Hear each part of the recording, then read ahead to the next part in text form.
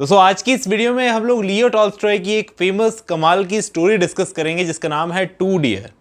यहाँ पर ये जो टाइटल है टू डियर, इसका मतलब है टू कॉस्टली या टू एक्सपेंसिव।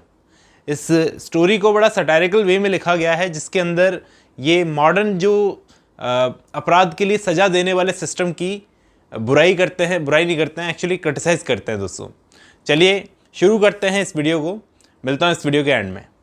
यहाँ पर इस कहानी का जो टाइटल है टू डियर, इसका मतलब बहुत कॉस्टली या बहुत एक्सपेंसिव है। ये कहानी एक सटायरिक वे में लिखी गई है कि मॉडर्न टाइम पर अपराधियों को, क्रिमिनल्स को सज़ा देने का तरीका काफ़ी महंगा हो गया है, उस पर कटाक्ष करती है कहानी एक छोटे से गांव से शुरू होती है। एक छोटा सा राज्य, एक स्टेट जो बहुत ही छोटा है। अगर इसकी ज़मीन गांव के सारे लोगों में बांट देंगे तो ज़मीन कम पड़ जाएगी, इतना छोटा गांव है ये, इतना छोटा स्टेट है। अब आप सोच लो कि कितनी छोटी जगह होगी। इस जगह का एक राजा भी है, हाँ यहाँ का राजा भी है। किसी भी दूसरे राजा की तरह वो भी अपने दरबारियों, मंत्रियों, बिशप, जनरल, इन सब को मिलाकर 60 लोगों के साथ में अपनी एक पूरी आर्मी बनाकर रहता है अपने महल में। इस राजा का खर्चा कहाँ से चलता है? जैसे बाकी राजाओं का चलता है टैक्स से, लेकिन दूसरी कोई व्यवस्था नहीं है इसके पास में। इसने नशे की चीज़ें जैसे तंबाकू, शराब, इन सब चीज़ों पर भारी टैक्स लगा रखा है। अब स्टेट छोटा है, आबादी कम है, तो इतनी शराब पिएगा कौन? और टैक्स मिलना तो बहुत ही बड़ी बात है इसके लिए। राजा का घर बड़ी मुश्किल से ही चल पाता है, ये बाकियों को सैलरी देते वही बड़ी बात है। अब इस स्टेट का नाम है मोनाको, ठीक है ना। इस राजा ने इनकम का एक नया सोर्स खोजा, मतलब इसने या इसके प्रिंस ने खोजा कि एक कसिनो जैसा बनाते हैं हम, जुआ घर, जहाँ लोग अपनी किस्मत आजमाने के लिए आएंगे बाकी स्टेट से, क्योंकि बाकी स्टेट्स ने तो ऐसे गेमिंग हाउसेस को बंद कर रखा है। लेकिन इस राजा पर किसी का कंट्रोल नहीं था, तो इसने चलने दिया। बाहर के किसी इंसान को जुआ खेलने की अगर लत हुई, इच्छा हुई, तो यहाँ पर आएगा, पैसा खर्च करेगा और हमारा स्टेट बढ़िया चलेगा। अब बात ये थी कि स्टेट के लोग बहुत शांति से जीते थे, मतलब यहाँ पर कोई अपराध की चीज़ें नहीं होती थी। एक दिन एक खबर आई कि स्टेट में एक मर्डर हो गया, और ये बड़ी चौंकाने वाली बात थी ऐसी जगह के लोगों के लिए जहाँ पहले कभी ऐसा हुआ नहीं था। तो अदालत थी, इमरजेंसी के लिए बनाई गई थी कि मुकदमा चलाया जा सके, तो मुकदमा चलाया गया। वकीलों में बहस भी हुई और आखिरकार राजा ने फैसला सुनाया कि मर्डर करने वाले को फांसी की सज़ा दी जाएगी। अब प्रॉब्लम ये हुई कि एक छोटे से स्टेट में सिर काटने के लिए गिलोटिन मशीन आती है, वो नहीं थी, ना ही फांसी देने के लिए जल्लाद था, क्योंकि पहले कभी ऐसा हुआ नहीं था। अब इस राजा ने क्या किया, अपने पड़ोसी बड़े स्टेट से हेल्प मांगी, फ्रांस से।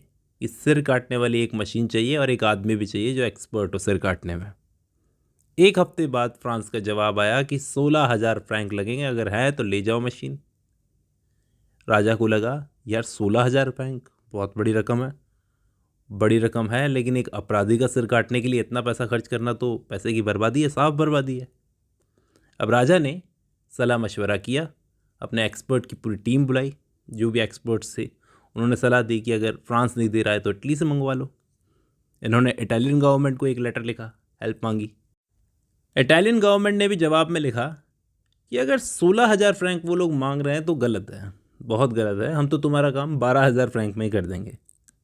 अब राजा परेशान, सोचे कि एक अपराधी को मारने के लिए इतने पैसे लगते हैं। राजा ने फिर से एक्सपर्ट्स की एक टीम बुलाई कि भाई तुम मुझे ये बताओ कि ये सौदा बड़ा महंगा पड़ रहा है, आप लोग मुझे ये बताओ कोई सस्ता तरीका, ताकि सस्ते तरीके से इसे मारा जा सके। तो एक्सपर्ट्स ने एक बार फिर से सलाह दी कि आप एक काम कीजिए, अपनी स्टेट की जो आर्मी है ना, जनरल को बोलिए कि एक ऐसा सिपाही निकाले जो इसको सिर काट के मौत के घाट उतार दे। राजा ने सोचा कि भाई आइडिया तो अच्छा है। उसने अपने आर्मी के जनरल से कहा कि ढूंढो भाई, कोई एक ऐसा सैनिक ढूंढो जो इसको सिर काट के मार सके, सिर काट के मार सके। कमाल की बात यह हुई कि इस काम को करने के लिए एक भी सैनिक तैयार नहीं हुआ, क्योंकि उनको ये नहीं सिखाया गया था कि अपराधी का सिर कैसे काटना है। आर्मी में कैसे लड़ना है उनको आता था, लेकिन अपराधी का सिर कैसे काटना है इस बात की उनको ट्रेनिंग नहीं मिली थी। तो आपकी तीसरी बार मीटिंग हुई। राजा और उसके मंत्रियों ने मिलकर फैसला किया कि भाई हम लोग इसको मौत की सज़ा देंगे ही नहीं, हम लोग इसकी मौत की सज़ा को आजीवन कारावास में यानी सारी ज़िंदगी जेल में बदल देंगे। हम लोगों को अपराधी पर दया करने का मौका भी मिल जाएगा, पूरी दुनिया को दिखाने का कि हम लोग यहाँ पर मर्डरर को मारते नहीं हैं, आजीवन कारावास दे देते हैं और ये तरीका हमें सस्ता भी पड़ेगा। लेकिन अब एक और प्रॉब्लम आकर खड़ी हो गई कि इस स्टेट में जेल भी नहीं थी। तो एक ऐसी जगह तय की गई कि इसको जेल का काम किया जाएगा, मतलब इसमें जेल बनाई जाएगी और यहाँ पर इस कैदी को रखा जाएगा।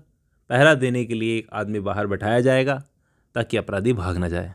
अब करीब 1 साल पूरा वो अपराधी उस कैद में रहा, जहाँ उसके लिए खाना भी महल से आता था, गार्ड का खर्चा, सब कुछ कुल मिलाकर सालाना 600 फ्रैंक का खर्च बैठ रहा था उस अपराधी पर। एक दिन राजा ने हिसाब लगाया तो उसने सोचा यार वैसे ही हम लोग कमाते नहीं हैं टैक्स वगैरह से, इसका खर्चा बैठ रहा है 600 फ्रैंक। तो उसने मंत्रियों को बोला कि मुझे तुरंत इस प्रॉब्लम से इसका सॉल्यूशन बताओ, इस आफत को हटाओ कैसे भी। मंत्री बोले कि जनाब हम तो गार्ड को हटा देते हैं, गार्ड को हटा दो ताकि कैदी भाग जाए, जब वो भागेगा मौके पर पकड़कर उसको फांसी की सज़ा दे देंगे कि हमने तो उम्र कैद की सज़ा दी थी लेकिन वो भागने लगा तो हमने उसे पकड़कर फांसी दे दी। तो राजा बोला ये सही तरीका है, क्योंकि अभी तो ये 40 साल और निकालेगा, 40 साल और जिएगा, तो तब तक इसका खर्चा थोड़ी उठाते फिरेंगे। अब उन्होंने गार्ड हटा दिया लेकिन कैदी भागा ही नहीं। राजा परेशान कि ये मुआ भाग ही नहीं रहा। ये लोग खुद राजा और उसके मंत्री कैदी के पास में गए और जाकर बोले कि भाग जाना, लेकिन वो बोला मार्केट में मेरा नाम खराब हो गया, बाहर जाके करूँगा क्या, कोई मुझे काम देगा, पैसे ही नहीं रखेगा मुझे काम पर, तो अब मैं करूँगा क्या, वैसे ही मर जाऊँगा, बेहतर है कि जेल में रहूँ। और अब तो जेल में रहने की वजह से मुझे काम करने की आदत भी छूट गई है, तो मैं अब कोई काम भी नहीं कर सकता। अब इन्होंने खुद उस कैदी से पूछा कि बाबू तू बता तुझे क्या चाहिए जो तू यहाँ से चला जाए। अब शर्त रखने की बारी उस कैदी की थी। कैदी ने कहा कि मुझे हर साल पेंशन चाहिए। इन लोगों ने तय किया कि चलो ठीक है, इसको हर साल की पेंशन देंगे। इस शर्त पर उसे छोड़ दिया गया और जाने से पहले ले पैसे ले ले, कुछ पैसे दे दिए कि अच्छे कपड़े पहन लेना। इसने उन पैसों का क्या किया, एक बढ़िया सी ज़मीन खरीदी, वहाँ पर खेती करने लगा और आराम से रहने लगा। जब भी इसे पैसों की ज़रूरत होती थी हर साल ये पेंशन लेने के लिए इस राज्य में आ जाता था। कितने खुले दिमाग के लोग थे कि अनाप शनाप खर्चे से बचने के लिए उस कैदी को छोड़ दिया। देखने में ये कहानी अपसर्ड लगती है, बहुत बेतुकी सी लगती है, लेकिन एक कटाक्ष है दोस्तों उस सिस्टम पर जो अपराधियों पर इतना खर्चा करता है और आम जनता को भूखा मारने देता है। आज का मॉडर्न कानूनी सिस्टम इतना महंगा है कि पूछो मत। यही इस कहानी की पूरी समरी थी। उम्मीद करता हूँ आपको ये कहानी समझ में आई होगी दोस्तों। आज की इस वीडियो में बस इतना ही। अब जब आपने ये वीडियो खत्म कर लिया तो मैं उम्मीद करता हूँ आपको ये कहानी समझ में आई होगी, इसका आइडिया समझ में आया होगा। चलिए आज की इस वीडियो में बस इतना ही, मिलता हूँ नेक्स्ट वीडियो में।